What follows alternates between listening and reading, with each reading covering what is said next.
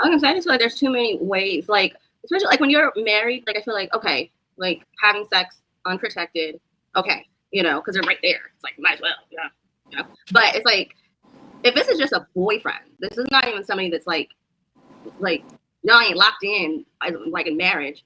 There's too many ways to not get pregnant, and there's too many ways to not get somebody pregnant. So it's like I don't understand how people get so like in. I don't want to know if it's in love. If it's in love, wouldn't you get married? I don't know, but like get so infatuated with somebody that you're like, screw the condom, screw the birth control. Let's just do it. Let's just procreate. And then it's like, even if it is an accident, it's like, I don't know. It's like, how does stuff like this happen?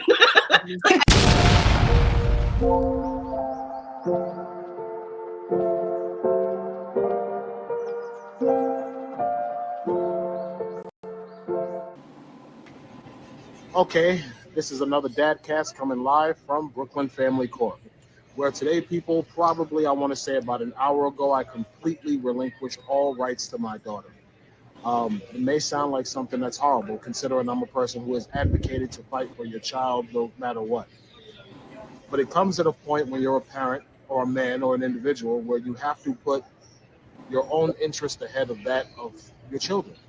Because you're really no help to your children if you happen to be in a bad situation. If you're in jail, if you're broke, if you're unable to do anything, you're no help to your children. In maturity, I've kind of learned that.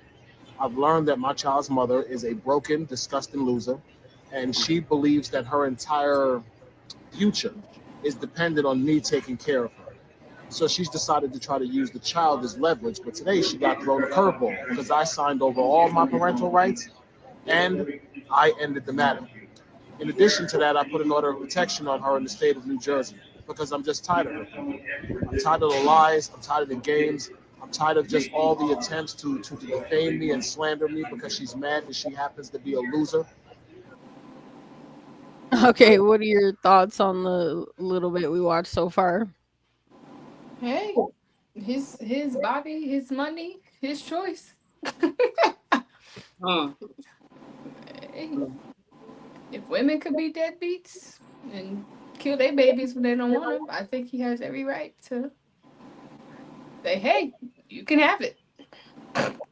I think if there's a way to do it via the courts, then you legally allowed to do whatever you want. If you don't, sometimes I guess I could get it in terms of like a mental health point of view. Like if it's like draining to co-parent or deal with certain things when it comes to being a parent, then sometimes you gotta do what you gotta do because 9 out of 10 the child is gonna know what the parent that they're actually with full time. They're gonna know how that parent is. Sometimes parents who leave will be like, that child will see for themselves. Cause there's only but so much fighting you can do. You can't. Sometimes it's too much. We've all seen videos. We've all heard stories. Sometimes it's just too much. Yeah. You know. Yeah. Feel bad for the kid, but it just seemed like that there are some women who push men to their limits. Like you push a man, and he probably, not all the time, but the kid wants the dad wants to be in the parent's life and stuff. But there are some women that, like he said, she's angry, she's bitter, or she's whatever it is, Jealous. going through, jealous, hateful. And it's like you're better off allowing that man to just let go before he snap and choke you out. Because Mm-hmm. these men, they got limits. It Everyone got a really be like limit, that. but men they're a lot more tolerating and accepting. And I just see like a lot of women where they will push a man until he snaps. So you better off letting him. What am I gonna say? Or just be like Tia and have no kids at all. It's harder not to be a parent when you already are. And you know what I notice a lot of times, and it could go both ways. A lot of times, the other parent is not like romantically interested anymore and stuff like that. So the other parents like bitter. That would really mainly be the case most Oh of the yeah. time. There'd be Oh other yeah. stuff too, but that would be it's like I don't want to be with you no more. Okay, so you can't see your kid. Mm-hmm. Absolutely. Stuff like I, that. So I kind of absolutely sad, but think that's, I absolutely agree that that's one of the main issues with the whole thing for sure. All right, let's watch some more. I'm tired of it, people. So, in the interest of justice, in the interest of keeping my own peace, my sanity, and protecting my future, and protecting my goals, and protecting my life, I have decided to forego any rights or any access to this child. I'm still young. I'm reasonably attractive. I have a working penis. So I have a working penis. But as far as this child is concerned, I'm still young. I'm reasonably attractive. I have a working penis. I can have another child, and I will. But as far as this child is concerned, I'm done. Um, Men don't abandon their children because we don't love them. We abandon the children because the women who give birth to them are, excuse the term, completely horrible people. Man, that's a lot to take in. Obviously, we're going to have this conversation on after hours tonight, but I will tell you that I'm conflicted on this one. I'm completely conflicted as a father. We'll watch. We'll watch just that little bit, and then we'll talk about I it. feel bad for the kid because the kid's not really gonna have straight answer. Like the mom Yeah. the whole time probably gonna be like, "Oh, he just didn't want you, and you don't need him because you got me." Like she's never gonna have an honest answer why her dad left Mm-hmm. because he's not gonna be there to tell the truth, and she probably gonna try to make it seem like she did absolutely nothing wrong. I think that it's really sad that another life has to become involved before people break up and decide, oh, you said she's a horrible person, she's this, she's this, she's this. You didn't get any idea or any sign that she might not be the best type of candidate to have your kid. You're telling me you were completely blindsided. You had no idea. Right. She was pregnant for 9 months. Still no idea. She was. Mm-hmm. Then all of a sudden the baby's here. It's a life. Mm-hmm. And just to air out a little bit more on me and best friends talk. First off, they're not. What you say, best friend? Build-A-Bears? Yeah, they're not Build-A-Bear babies. Yeah, they're not Build-A-Bear babies. They're human beings. So it's like, that's the part that pisses me off, is that you're talking about abandoning a life. You're not talking about, because that's questions their entire life.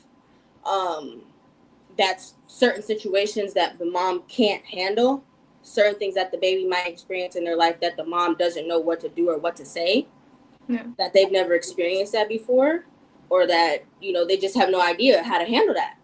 Or they handle it in a way that's more feminine when it needs masculine.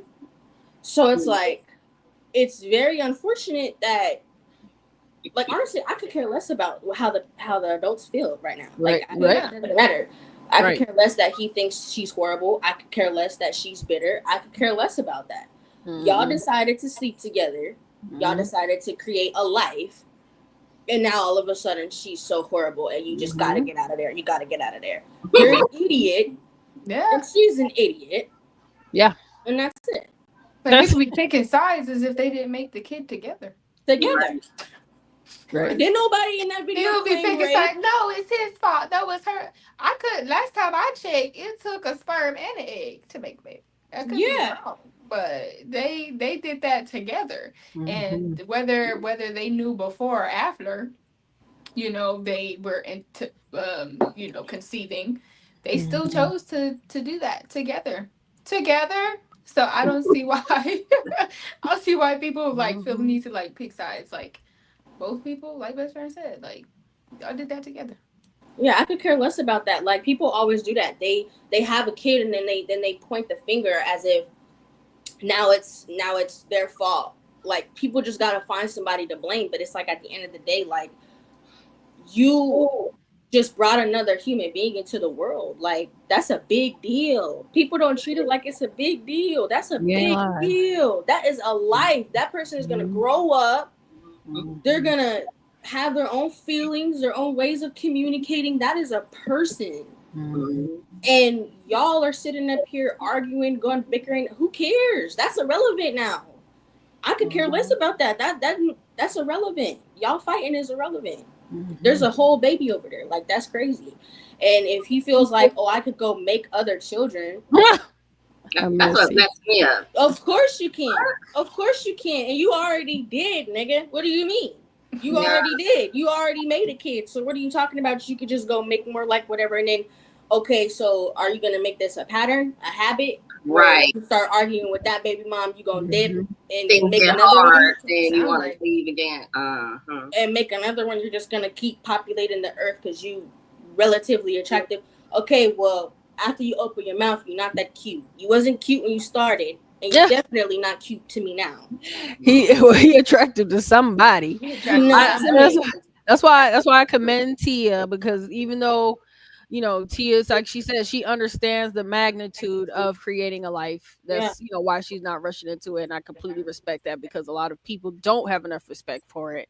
Rush into it in their selfish stages, rush into marriages in their selfish stages, and like, oh, I don't know me, I gotta think about myself. And it's like, you didn't take the time to think about yourself before you was rushing into having babies, rushing in to get you somebody. You didn't take the time to enjoy your selfish stages. So I completely appreciate that you're fully aware of your own selfishness, where you appreciate your time to yourself, that you understand how important it is, what having a baby truly means. And I don't think I understood that enough when I was younger. I just know when I was Yahira's age, 19, 20, that I wanted a baby. And then we had a baby, and then be like, damn, babies is work. So people don't take it seriously enough, and people don't want to get married, but then they complain about the consequences of the decisions they continue to make, having relations and children outside of marriage. Then they complain about, this person I have a baby with and I don't like them, and they, this is the consequences of having children outside of marriage, outside of wedlock, outside of that person that God has called you to be with. These are the consequences that we have to deal with. I was gonna say, I just feel like there's too many ways, like, especially like when you're married, like, I feel like, okay, like having sex unprotected, okay, because they're right there. It's like, might as well, But it's like, if this is just a boyfriend, this is not even somebody that's like, no, I ain't locked in, like in marriage. There's so many ways to not get pregnant, or there's too many ways to not get somebody pregnant. So it's like, I don't understand how people get so like I don't want to know if it's in love. If it's in love, wouldn't you get married? I don't know, but like get so infatuated with somebody that you're like, screw the condom, screw the birth control. Let's just do it. Let's just procreate. And then it's like, even if it is an accident, it's like, I don't know. It's like, how does stuff like this happen? The heat of the moment. The heat of the moment. Too many ways to not have this happen. What are y'all doing? I don't understand. People don't really be in love for real. It'd be just it's like lust, like Rajay said, like Yahira said, it's the heat of the moment. You in the moment, and because sex is so binding, you are becoming one with that individual. So your flesh automatically and your souls automatically become one, and you want to experience the whole experience the way it was designed to be experienced. So you want to feel the raw D, you want to feel the nut in you, because you feel like in that moment, that's when you're close to that individual. And that is as close, that's the closest you can be to an individual. But the issue is, people want to be close, have experiences closest with strangers, but are afraid to wait till marriage and experience that closeness with someone that you've vetted and that you've married. Oh, what if it's no good? Half the time it's no good with a stranger. But we're gonna talk more about that too, actually. If people are honest, sex in and of itself with a person you don't know is awkward, and you got to do it a couple times to get it right. So you may as well experience that experience with someone that you are going to experience this for the rest of your lives. Like, it wasn't that great today. Let's try again this afternoon. Can you figure things out a little better? Okay, let's try again tomorrow. Just, they tweak things and get to know each other. You're gonna have to do that anyway. So we'll talk more about that. But it would help all of us if we valued marriage. Oh yeah. And not just rushing into marriage, not just marrying whoever at any time because just for the sake of getting married, but taking the time to let the Lord tell you who he has for you. Because when he do it, it's perfect. It fits perfect.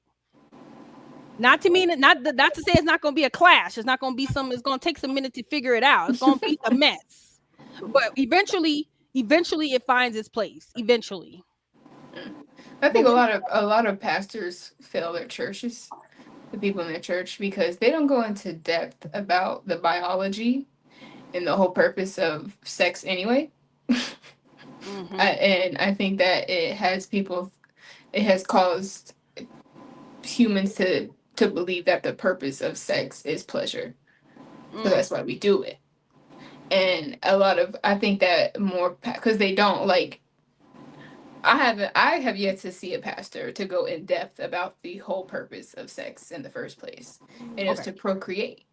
Yes. And okay, so hold off this sex convo. We got some sex clips. Oh. We got some sex clips.